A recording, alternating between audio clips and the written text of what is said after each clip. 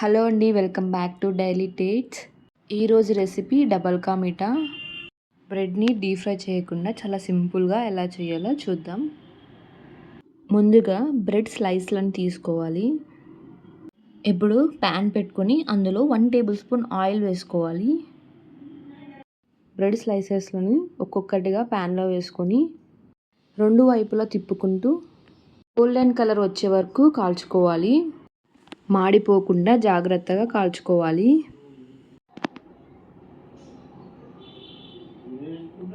Bread slices బాగా కాలిన తర్వాత వాటిని ఒక ప్లేట్లోకి తీసుకొని పక్కన పెట్టేసుకోవాలి.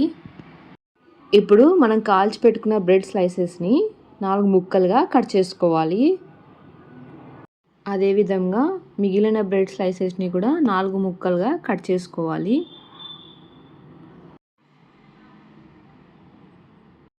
ఇప్పుడు చక్కెర పాకం కోసం ఒక గిన్నె పెట్టుకొని అందులో 1 గ్లాస్ నీళ్లు వేసుకోవాలి.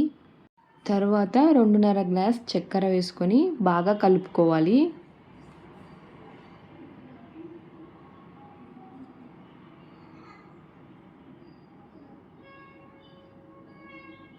చక్కెర పూర్తిగా కరిగిన తర్వాత తీగ పాకం వచ్చేంత వరకు మరిగించుకోవాలి.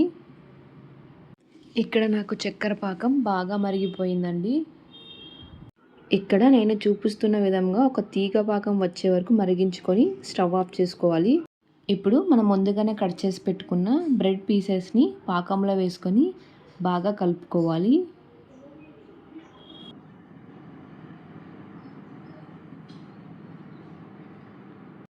ఈ చక్కెర పాకం అంతా బ్రెడ్ బాగా పీల్చేసింది. ఇప్పుడు దీన్ని పక్కన పెట్టేసి స్టవ్ ఆన్ చేసుకొని పాలని మరిగించుకుందాం. ఇక్కడ పాలు మరిగిపోయాయి. స్టవ్ ఆఫ్ చేసుకొని ఈ మరిగించుకున్న పాలన్నీ పాకంలో వేసుకొని బాగా కలుపుకోవాలి.